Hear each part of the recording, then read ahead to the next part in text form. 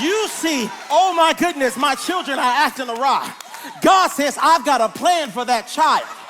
I'm going to restore unto them the years. Y'all don't hear me up in here.